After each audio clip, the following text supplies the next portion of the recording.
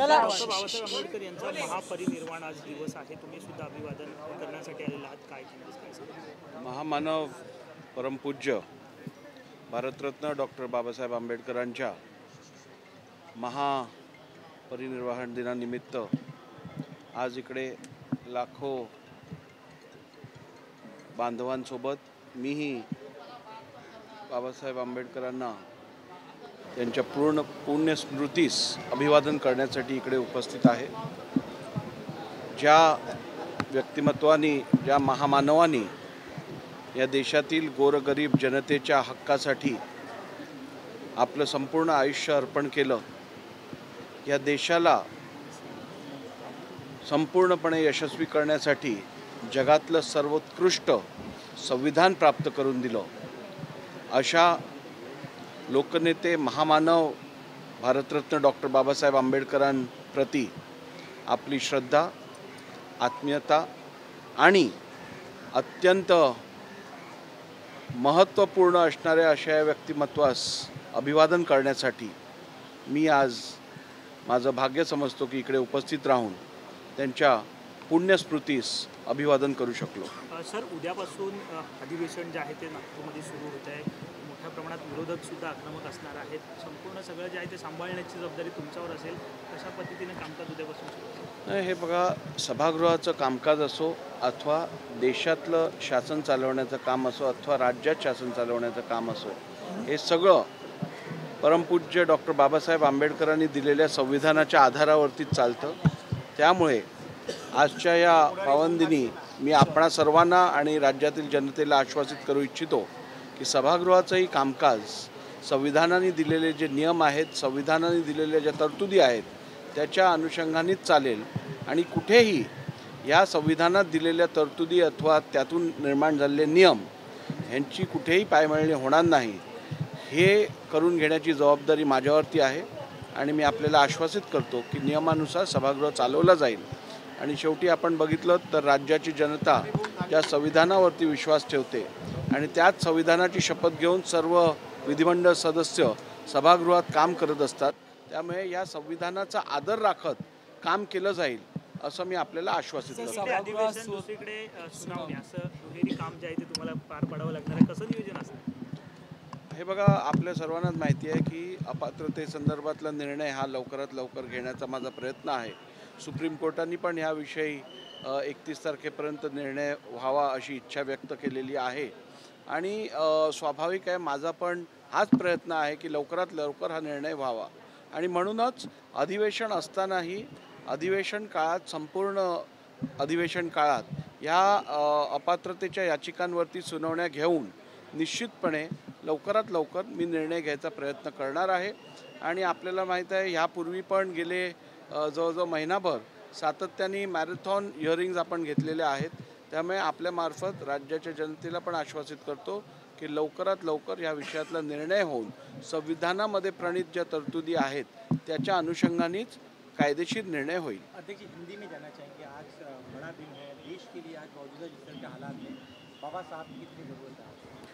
देखिए, सर्वप्रथम मैं महामानव परम पूज्य भारत रत्न डॉक्टर बाबा साहेब आंबेडकर जी को अभिवादन करने लाखों नागरिकों के साथ यहाँ अपने आप को उपस्थित रहना, ये मैं अपना सौभाग्य समझता हूँ। और जिन्होंने इस देश के गोर गरीब जनता के लिए अपना पूरा जीवन अर्पित किया, जिन्होंने इस देश को दुनिया की सबसे ताकतवर और सबसे प्रभावशाली संविधान इस देश को दिया, ऐसे महामानव के प्रति अपनी श्रद्धा, अपनी श्रद्धांजलि और अपनी रिस्पेक्ट यहाँ पे अर्पित करना, ये मैं बहुत ही भाग्यशाली अपने आप को समझता हूँ। आप जानते हो कि डॉक्टर बाबा साहेब आंबेडकर जी ने जिस प्रकार से इस देश के पिछड़े हो, गोर गरीब लोग हो, इनको न्याय दिलवाया, वो शायद ही इस दुनिया के किसी भी नेता ने ऐसा कार्य किया है। और इसीलिए इस अभूतपूर्व कार्य और इस देश को सही मायने में पहचान देने के लिए जो संविधान उन्होंने इस देश को दिया, उन सब का कभी भी हिंदुस्तानी देशवासी कभी भूल नहीं सकते।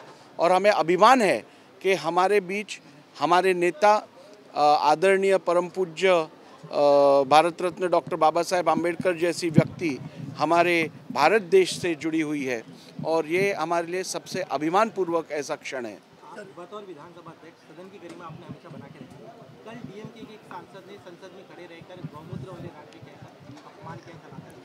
बतौर विधानसभा अध्यक्ष आपको क्या लगता है कितना बड़ा अपमान? देखिए, विधानसभा का सत्र हो या शासन राष्ट्र में चलने वाला हो या फिर राज्य में जो शासन चलता हो, ये सभी संविधान के आधार पर चलता है।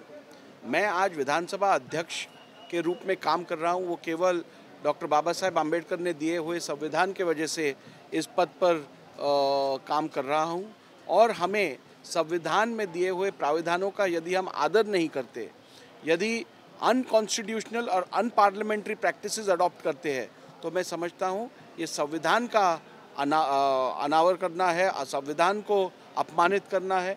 और इसीलिए मैं ऐसे स्टेटमेंट्स का और ऐसे कृत्य का जितना निंदा कर सकता हूँ उतनी कम ही है। मैं समझता हूँ जो भारतवासी संविधान में विश्वास रखता है, डॉक्टर बाबा साहेब आम्बेडकर ने दिए हुए संविधान पर विश्वास रखता है, वो संविधान के खिलाफ कोई भी, संविधान में दिए हुए प्रावधानों के खिलाफ कोई भी कार्रवाई नहीं करेगा, ऐसे मैं समझता हूँ।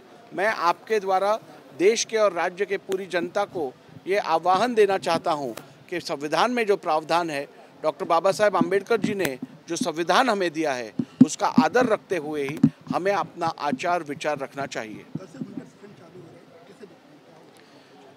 कल से महाराष्ट्र विधानसभा का मानसून विंटर सेशन चालू हो रहा है और इस विंटर सेशन में निश्चित रूप से आज राज्य के सामने अनेक महत्वपूर्ण विषय है।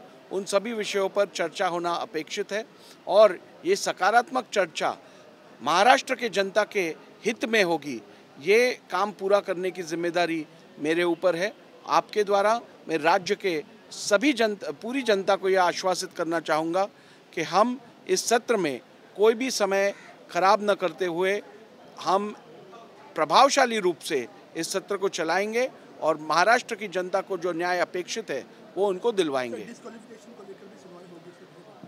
डिस्क्वालिफिकेशन पिटीशन की सुनवाई चालू है। अधिवेशन के दरमियान भी हर दिन लगभग डिस्क्वालिफिकेशन के ऊपर सुनवाई होने वाली है। मेरा ये पूरा प्रयास रहेगा कि अधिवेशन के सत्र में भी मैं पूरा ध्यान देकर न्याय दे पाऊँ और उसके साथ ही ज़्यादा देर तक बैठकर, रात देर तक बैठकर ये हियरिंग्स भी कंप्लीट करूँ, जिससे संविधान में जो प्रणीत न्याय है उसे हम पूरी तरीके से पूरा कर सकें।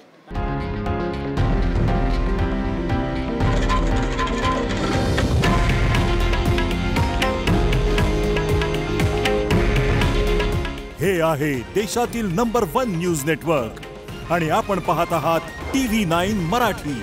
काळजी तुमची, हित महाराष्ट्राचं।